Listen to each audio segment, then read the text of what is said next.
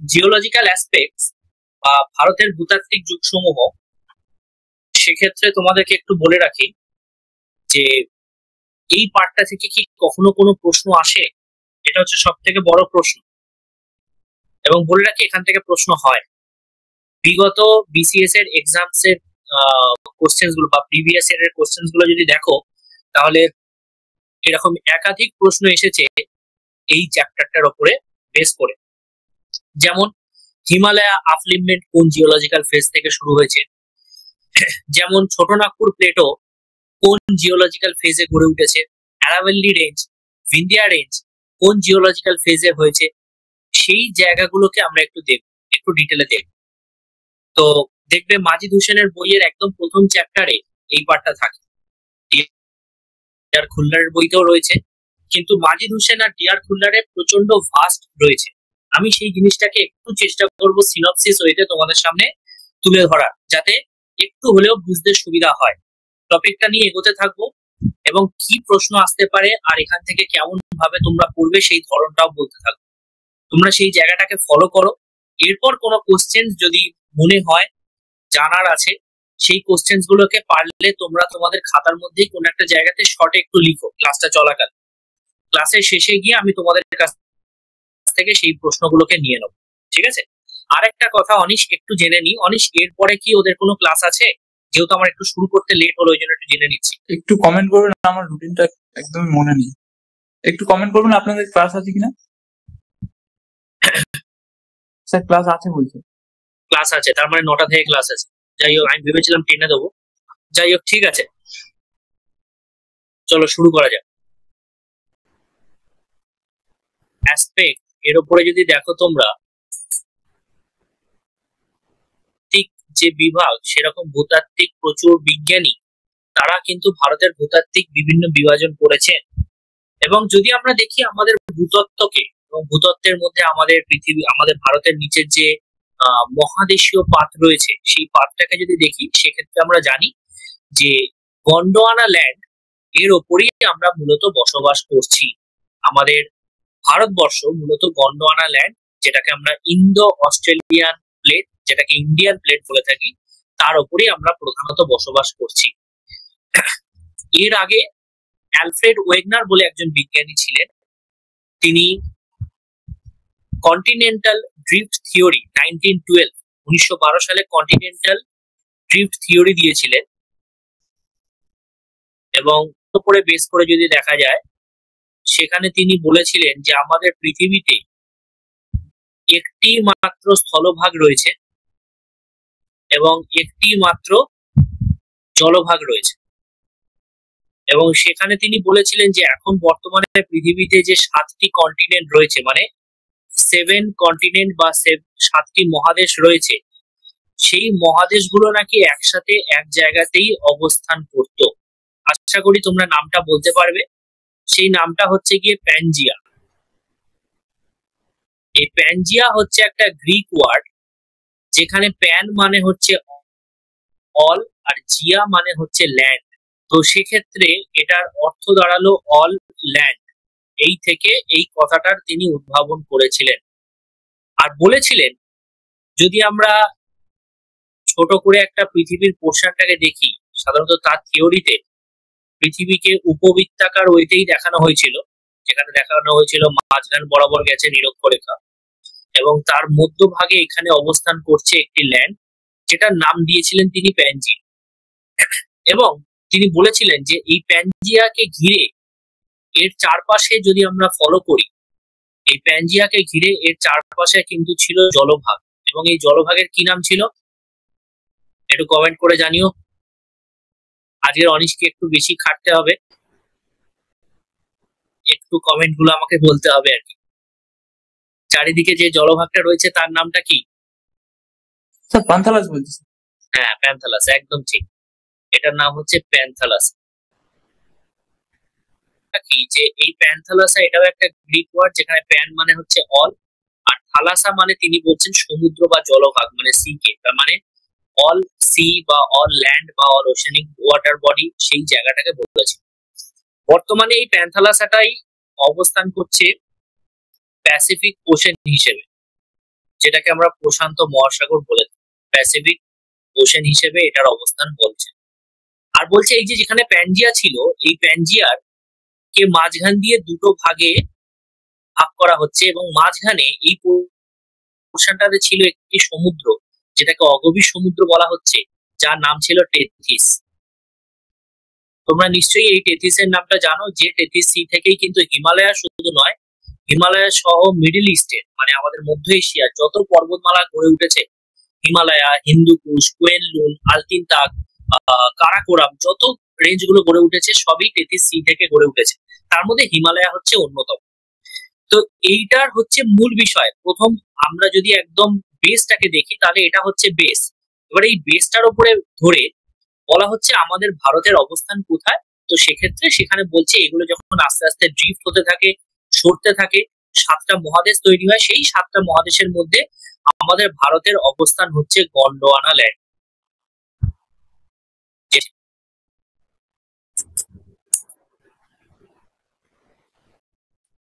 এই গন্ডোয়ানা ল্যান্ডের ওপরে বেস করে যে ভারতের পাতের ওপরে যে ভারতবর্ষ রয়েছে, এবার আমরা ভারতের ওপরে একটু ফোকাস করব। এবার ইন্ডিয়ার জিওলজিক্যাল ফেসটা যদি আমরা দেখি, সেখানে তোমাদের বলি যে এই জিওলজিক্যাল যে ডিভিশনটা, এই ডিভিশনটা প্রথম কে করেছিলেন, সেটা সেই ব্যক্তি বা সেই সায়েন্টিস্টের কি নাম, আশা করি তোমরা বলতে পারবে। ফার্স্ট যিনি ইন্ডিয়ার জিওলজিক্যাল ডিভিশনটা করেছিলেন সেই ব্যক্তির কি নাম? কমেন্ট আসছে? স্যার এখনো অব্দি আসেনি। আচ্ছা, বলে দিই, জিওলজিক্যাল ডিভিশন যিনি করেছিলেন তিনি ছিলেন জিওলজিক্যাল সার্ভে অফ ইন্ডিয়ার একজন অধিকর্তা, এবং তার নাম হচ্ছে টি হল্যান্ড। হল্যান্ড তিনি ছিলেন জিএসআই এর একজন আমাদের ভারতের ভূতাত্ত্বিক বিভাজনটি করেছিলেন। এবার ভূতাত্ত্বিক বিভাজনটা কি, সেই বিভাজনের মধ্যে কি রয়েছে, সেই জায়গাটা জানার জন্য আমাদেরকে একটা ছোট্ট টেবিল এক্ষেত্রে করতে হবে। আমাদেরকে একটু দেখে নিতে হবে যে আমাদের ভারতের ভূতাত্ত্বিক বিভাজনের মধ্যে আমরা দেখতে পাচ্ছি যে এর দুটো পার্ট, একটা হচ্ছে জিওলজিক্যাল ফেস, টাইম স্কেল। চেষ্টা করছি ধরে ধরে বলে দেওয়ার, তারপরেও কোনো প্রশ্ন থাকলে অবশ্যই তোমরা বলবে। আমাদের দেখতে হবে যে জিওলজিক্যাল ফেস সেটা কোন সময় সারণীর ওপরে ভিত্তি করে অবস্থান করছে। একটা পয়েন্ট নোট করি, সেটাকে এক্সাম্পলে বলি, পরের গুলো আশা করি তোমরা বুঝতে পারবে। ফার্স্ট পয়েন্ট, যেটাকে বলা হচ্ছে ভারতের ভূতাত্ত্বিক যুগকে প্রধানত ভাগ করা হয় 4টে টাইপ। মানে টি হল্যান্ডের মতামত অনুযায়ী ভারতের ভূতাত্ত্বিক যুগের প্রধানত 4টি টাইপস আছে। তার প্রথম বা প্রাচীনতম যুগ যেটা, সেটার নাম হচ্ছে the Archaean rock system. Rock system এটি ভারতের প্রথম যুগ বা প্রাচীনতম যুগ, এবং এটার সময়কাল বা টাইম স্কেল যদি আমরা দেখি, সেক্ষেত্রে বলা হচ্ছে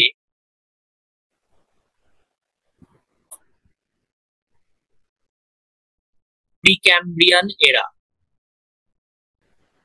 দ্য প্রিক্যাম্ব্রিয়ান এরা এর কত থেকে কত, সেক্ষেত্রে বলা হচ্ছে almost 4000 million years ago.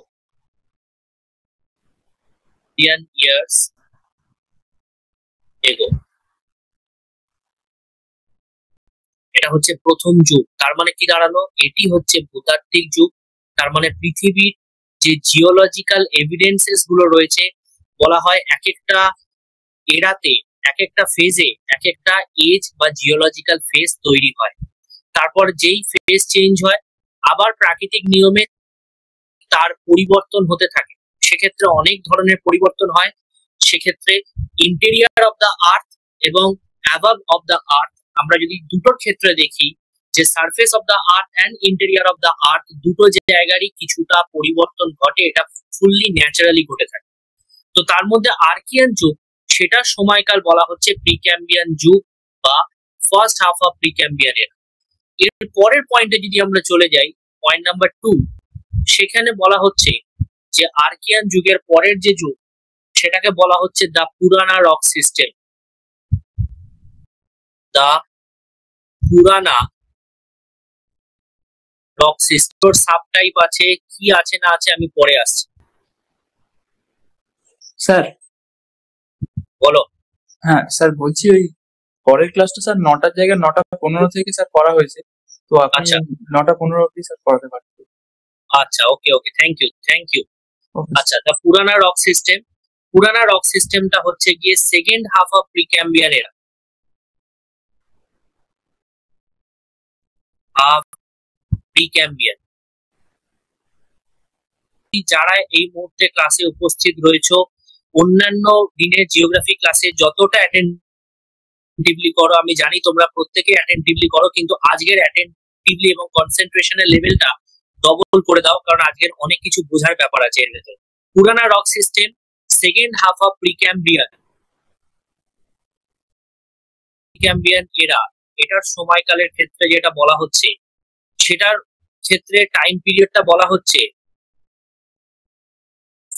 to 600 million years ago.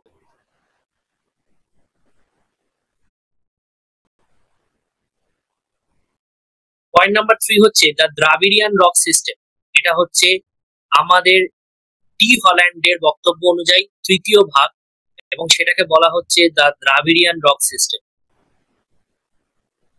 সময়কালটা একটু খেয়াল করো, দেখো এখানে বলেছিলাম ফার্স্ট হাফ, এখানে সেটা চলে এলো তার পরের সময়, মানে সেকেন্ড হাফ অফ প্রিক্যাম্বিয়ানের এবারে পরের যুগে চলে আসছে, এবং সেটাকে বলা হচ্ছে ক্যাম্বিয়ান।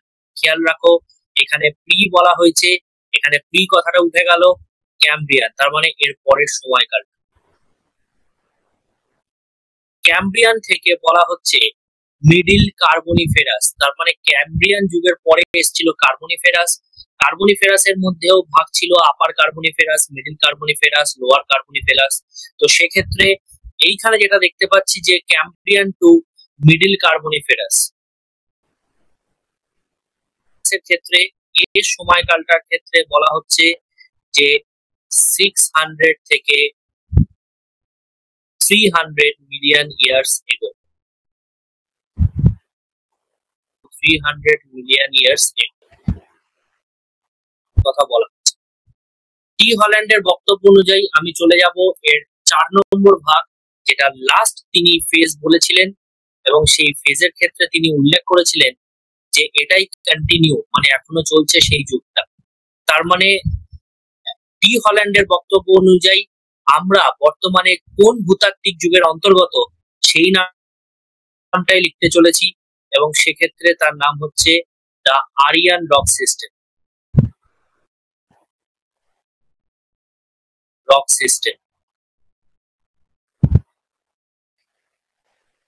এর ক্ষেত্রে তিনি বলেছিলেন লোয়ার, তারপরে হয় মিডিল, তারপরে হয় আপার কার্বনিফেরাস।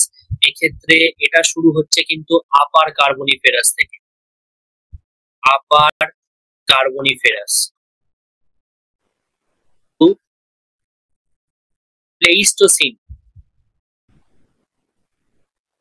থেকে প্লেইস্টোসিন যুগ পর্যন্ত সময়কালটার কথা এক্ষেত্রে উল্লেখ করেছেন, এবং তার টাইম পিরিয়ডটা বলা হচ্ছে 300 মিলিয়ন থেকে